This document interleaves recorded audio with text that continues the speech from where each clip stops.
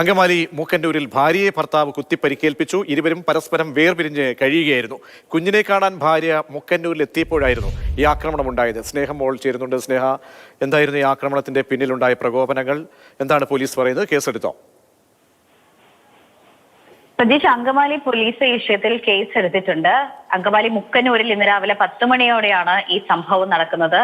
മുക്കന്നൂർ സ്വദേശിയായ ജിനു, ശ്രീമൂലനഗരം സ്വദേശിയായ അയാളുടെ മുൻ ഭാര്യയായ റിയയാണ് കുത്തി പരിക്കേൽപ്പിച്ചിട്ടുള്ളത്.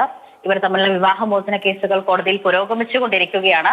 അതിനിടെ ഇവർക്ക് 10ാം ക്ലാസ്സിലും അതുപോലെ തന്നെ 8ാം ക്ലാസ്സിലും പഠിക്കുന്ന 2 കുട്ടികളുണ്ട്. ഈ കുട്ടികൾ ജിനുവിന്റെ വീട്ടിലായിരുന്നു താമസിച്ചിരുന്നത്. പക്ഷേ കോടതിയുടെ നിർദ്ദേശപ്രകാരം ഇവർ ഈ കുട്ടികളെ കാണാൻ വേണ്ടിയിട്ട് ജിനുവിന്റെ വീട്ടിലെത്തിയപ്പോൾ ഇയാൾ ആസൂത്രിതമായി നടത്തിയ ഒരു കൃത്യം തന്നെയായിരുന്നു ഇത്. കയ്യിലുണ്ടായിരുന്ന ഒരു കത്തി ഉപയോഗിച്ച് റിയയെ മുക്കന്നൂർ ഫൊറോന പള്ളിക്ക് സമീപമുള്ള ഒരു വഴിയിൽ വെച്ചാണ് കുത്തി പരിക്കേൽപ്പിച്ചത്.